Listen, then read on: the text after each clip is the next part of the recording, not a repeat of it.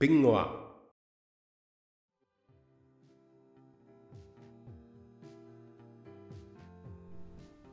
Hey, it's Mary from Pingua. Welcome. So glad you're here. In today's tutorial, we're going to solve the mystery of the hidden hide and seek block. To make this code work, to make the sprites share the X and Y positions, we're going to use all of these blocks, but one of them is hiding.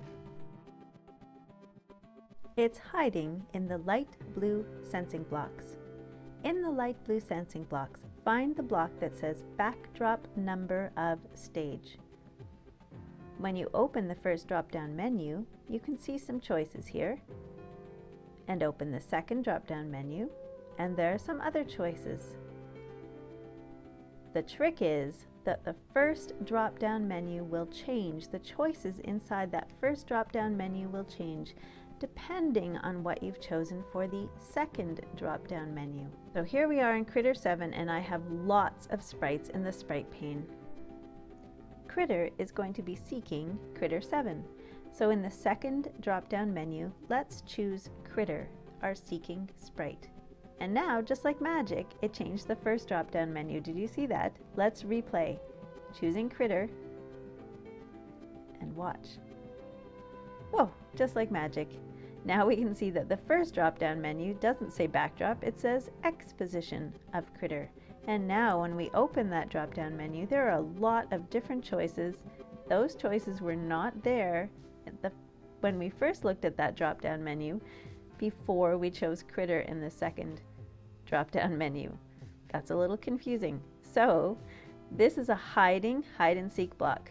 Originally it says backdrop number of stage. And when you open those drop-down menus, you will see some choices that change depending on what you've chosen in the second drop-down menu. Here's the first drop-down menu. Doesn't say X position anywhere or Y position. But once we've chosen Critter, a seeking sprite, that first drop-down menu will change. All the choices within it will be very different. And we need the X position and the Y position.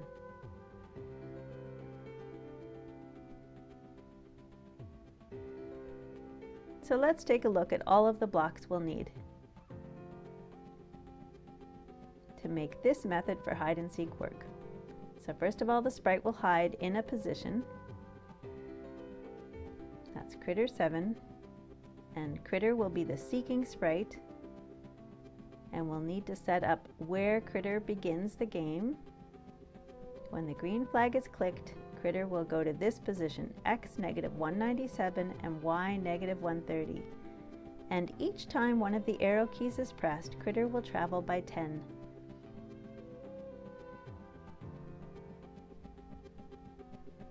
Starting at X -197 and Y -130. And now let's take a look at Critter 7 and get Critter 7 set up. Let's change the X position for Critter to 47 and the Y position to -60.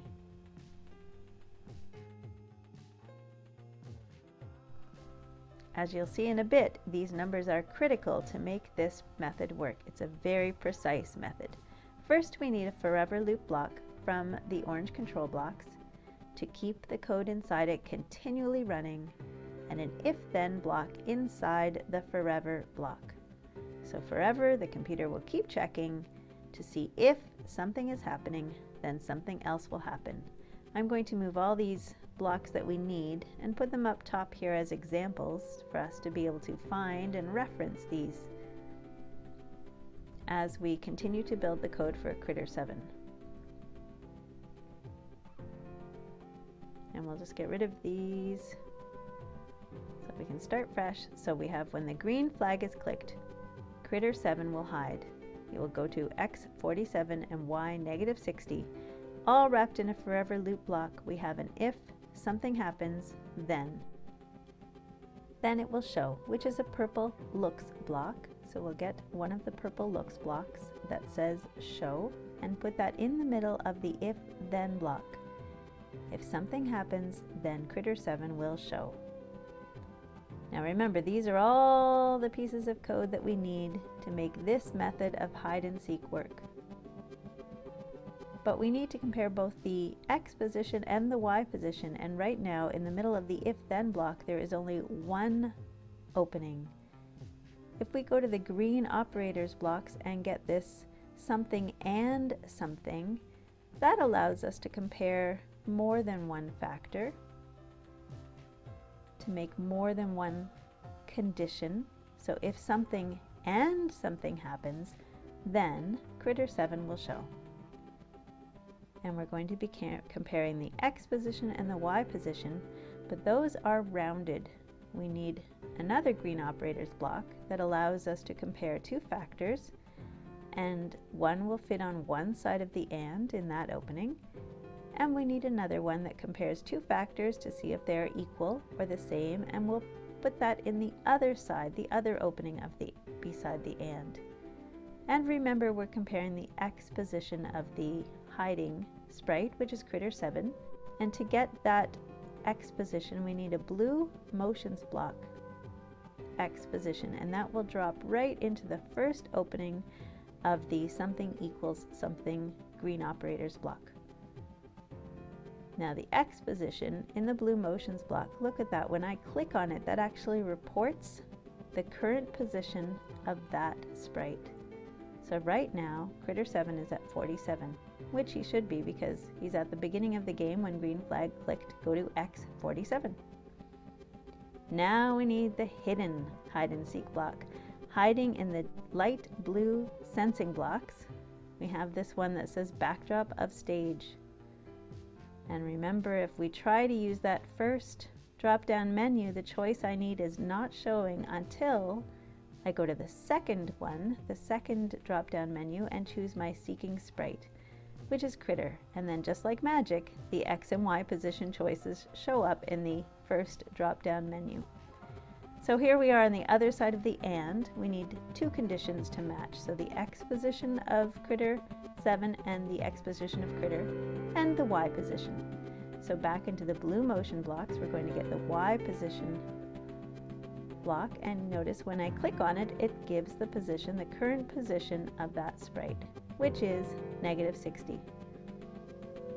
It reports that, and it will report it to us when we click on it and report it to the computer so that it can be compared with the y position of critter.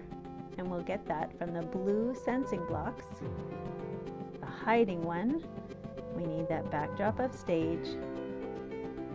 And when we drop that into the other side of the equal sign, so the y position has to equal the y position of critter. And as soon as we choose critter in that second drop down menu, we will get different choices in this first drop down menu, and now I can choose y position. So when the green flag is clicked, critter 7 will hide. We'll go to 47 x y -60 here near Baker Lake in Nunavut, and wrapped in a forever block if the x position of critter 7 and the y position of critter 7 matches and is equal to the x position and y position of critter, then critter 7 will show. Let's test that. So critter 7 is up here in Nunavut, up near Baker Lake and Rankin Inlet. Thanks so much for watching. Tune into pingwa.com for lots more fun, and check out the second video in which we test to see if this works and make sure that we get our numbers set up very precisely so that this hide and seek method will work. Thanks for watching.